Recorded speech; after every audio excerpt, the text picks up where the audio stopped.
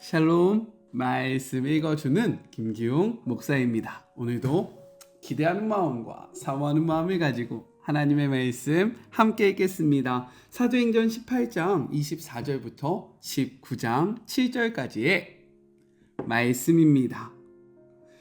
아볼로라는 사람이 에베소에 왔다. 그는 이집트 알렉산드리아 태생의 유대인이었는데 유창한 말로 성경 말씀을 힘있게 전하는 탁월한 운병가였다.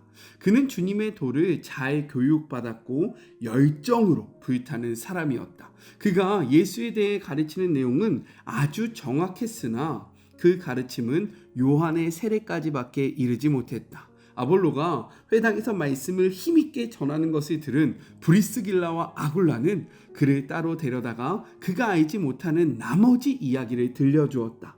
아볼로가 아가야로 가기로 결정하자 에베소의 동료들이 그를 축복해 주었다. 그리고 그곳의 제자들에게 두 팔 벌려 그를 영접하도록 추천장을 써주었다. 과연 그를 기쁘게 맞아들인 보람이 있었다. 하나님의 크신 자비로 믿는 사람이 된 이들에게 아볼로는 큰 도움이 되었다. 특히 그는 유대인들과의 공개 토론에 능하여 예수가 참으로 하나님의 메시아라는 증거를 성경의 근거로 설득력 있게 제시했다. 아볼로가 고린도에 가 있는 동안 바울은 높은 지역을 거쳐 에베소에 이르렀다. 거기서 몇몇 제자들을 만난 바울은 먼저 이런 말부터 꺼냈다. 여러분이 믿을 때에 성령을 받았습니까? 여러분은 하나님을 머리에만 모셨습니까? 아니면 마음에도 모셨습니까? 그분이 여러분 안에 들어오셨습니까? 성령이라니요? 하나님이 우리 안에 계신다고요? 그런 말은 처음 듣습니다. 그럼 세례는 어떻게 받았습니까? 바울이 물었다. 요한의 세례를 받았습니다. 아, 그렇군요. 바울이 말했다. 요한은 자기 뒤에 오실 분을 받아들이도록 사람들을 준비시키기 위해 세례를 베풀었습니다. 그 세례는 과거와는 전혀 다른 삶을 살라는 요청이었습니다. 뒤에 오실 분은 바로 예수님이셨습니다. 여러분이 요한의 세례를 받았다면 이제 진짜 세례인 예수를 맞을 준비가 된 것입니다. 그들은 참으로 준비되어 있었다. 그 말을 듣자마자 그들은 주 예수의 이름으로 세례를 받았다.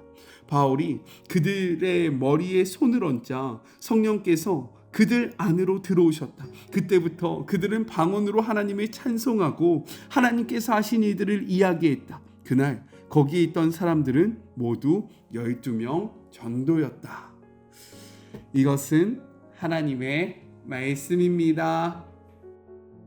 오늘 말씀은 내용상 두 부분으로 나눠서 생각해 볼 수 있습니다. 먼저 첫 번째 18장 24절부터 28절 배우고 전하는 아볼로에 대해서 이야기를 하고 있어요. 바울의 3차 전도 여행이 시작된 후에 알렉산드리아 출신의 유대인 아볼로가 등장합니다. 24절이에요. 알렉산드리아에서 난 아볼로라 하는 유대인이 에베소에 이르니 이 사람은 언변이 좋고 성경에 능통한지라 라고 기록되어 있습니다.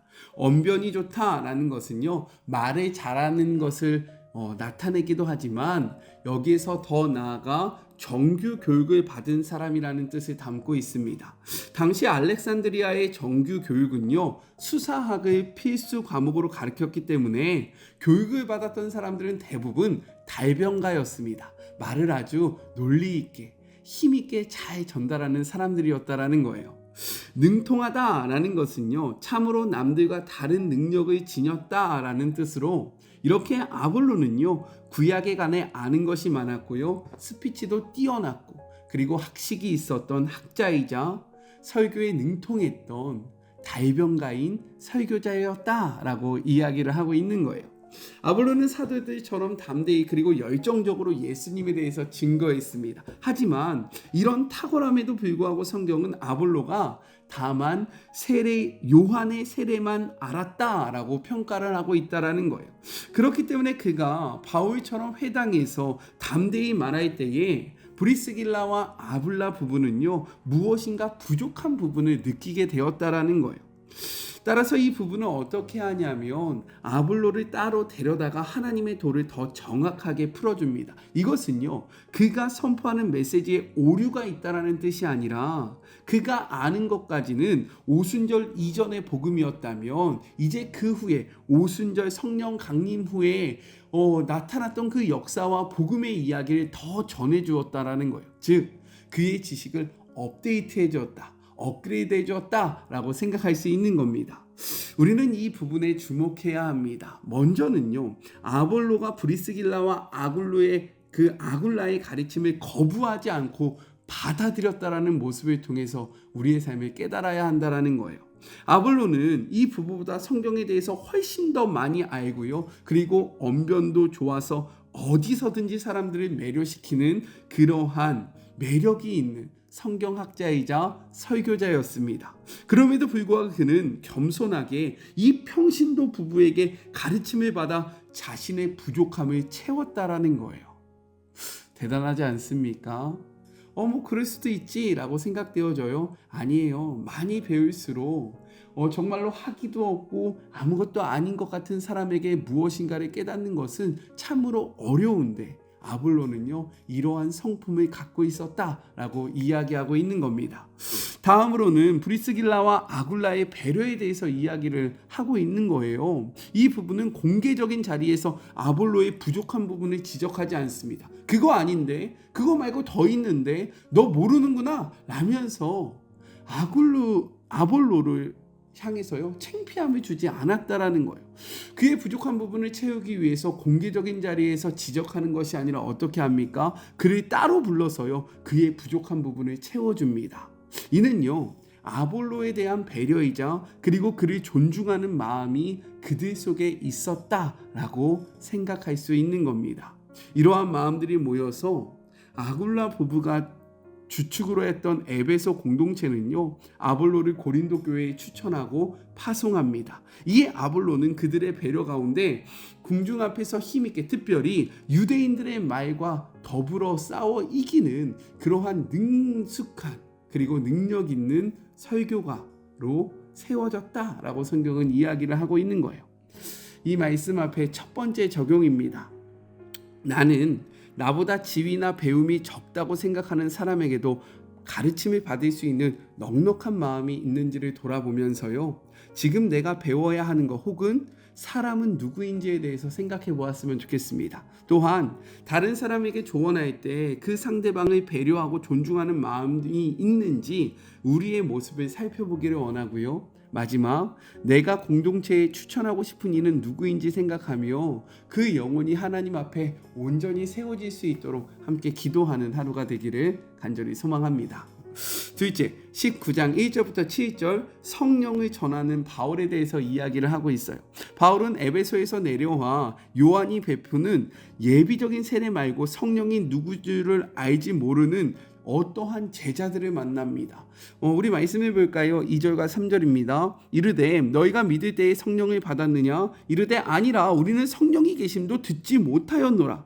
바울이 이르되 그러면 너희가 무슨 세례를 받았느냐? 대답하되 요한의 세례니라 라고 이야기를 합니다. 이에 바울은요, 그들에게 요한이 회개의 세례를 베풀 때에 선포했던 그 내용을 이야기해줘요. 무엇입니까? 내 뒤에 오시는 이를 믿으라 라는 이 말을 인용해서요, 그가 이야기했던 믿으라 라고 이야기했던 이가 바로 예수임을 선언하게 됩니다. 그리고 그들은 예수님의 이름으로 세례를 받게 돼요. 이에 바울은요, 그들에게 안수하게 되고요, 어떻게 됩니까? 성령이 그들에게 임하게 되었다라는 거예요. 6절의 말씀입니다. 바울이 그들에게 안수함에 성령이 그들에게 임하심으로 방언도 하고 예언도 하니라고 기록되어 있어요. 이는 성령이 예루살렘 사도들인 베드로와 요한을 통해서 역사하셨던 것처럼 이번에는 이방인들을 위한 사도인 바울을 통해서 역사하심으로 바울의 사역을요, 인정해 주시는 거예요. 이도 사도다. 이도 하나님의 능력을 베푸는 자다. 이도 하나님께서 사용하시는 자다라는 것을 초대교회와 그리고 우리에게 증언하고 계시는 겁니다.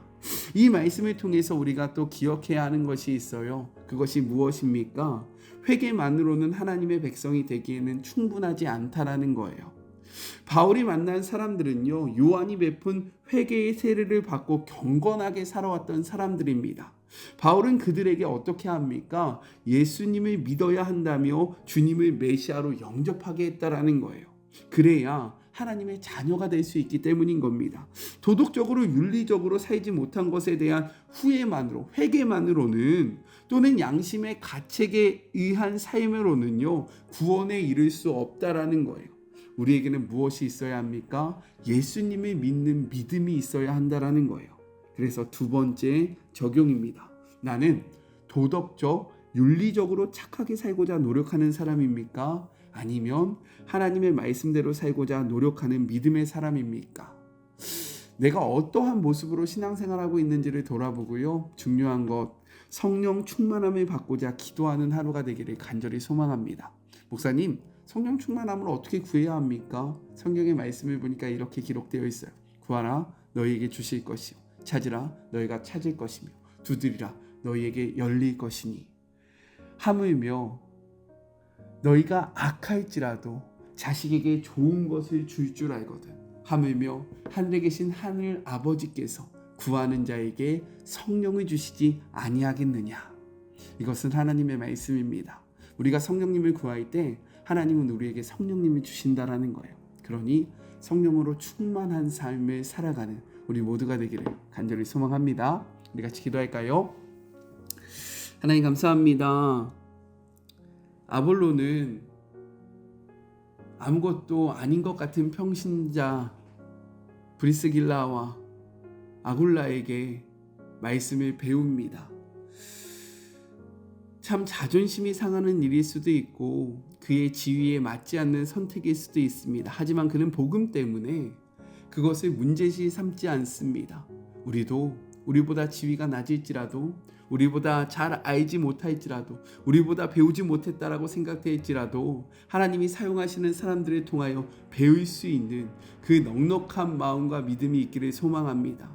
반대로 브리스길라와 아굴라는요, 아볼로의 연약함을 지적하지 않았습니다. 그를 창피주지 않았어요. 따로 불러내어 그의 부족한 부분을 설명하였습니다. 우리에게도 이러한 배려가 있기를 원합니다. 상대방을 향한 이러한 존중이 있기를 원합니다. 하나님 함께하여 주시고 함께 연합함으로 세워져 나가는 하나님의 나라를 꿈꾸게 하여 주시옵소서. 또한 에베소 교회는 아볼로를 고린도 교회에 추천을 합니다. 그래서 그는 그곳에서 더욱더 훈련받고 하나님의 힘있는 제자로서의 삶을 살아갑니다. 우리는 누구를 또 추천해야 합니까? 누구와 연합해야 합니까? 그리고 우리가 파송하며 기도해야 하는 자는 누구입니까? 주님, 오늘의 삶 속에서 그 사람이 누구인지를 기억하며 그를 위하여 기도하는 주의 자녀들 되게 하여 주시옵소서. 바울은 성령님을 전합니다. 단순히 도덕적으로 깨끗한 것, 삶으로 돌이키는 것, 이것보다 중요한 것은 성령님을 만나는 것이고 성령님을 통해서 일하시는 하나님을 바라보며 예수 그리스도를 믿는 것입니다. 우리가 머리로만 예수를 아는 것이 아니라 가슴으로 예수 그리스도를 믿게 하여 주시옵시고 우리의 삶 속에서 살아계신 예수 그리스도를 만나고 그리고 그 역사가 나타나는 삶이 사라지기를 간절히 소망하오니 주님, 우리에게 성령 충만함을 주시옵소서. 구하는 자에게 주시겠다라고 말씀하셨사오니 오늘 하루 성령의 충만함을 구하는 주의 모든 자녀들 되게 하여 주시옵소서. 함께 하실 주님을 의지합니다. 주님을 바라보며 거룩하신 예수 그리스도의 이름으로 간절히 기도드립니다. 아멘. 네, 오늘도 저는 저희 아내와 우리들 교회에서 하는 띵크 목회자 세미나 그 양육 과정을 공부하고 있습니다. 참 복된 시간이 될 수 있도록 기도해 주시고요. 저도 아볼로처럼 정말로 잘 배울 수 있도록 그리하여 하나님이 쓰시기에 부족함이 없는 믿음의 종이 될 수 있도록 함께 기도해 주시기를 간절히 소망합니다. 저는요 또 내일 만나도록 할게요. 사랑하고 주님의 이름으로 축복하면서 오늘 하루도 힘내세요. 우리 내일 만나요. 안녕. 오늘도 수고하셨습니다.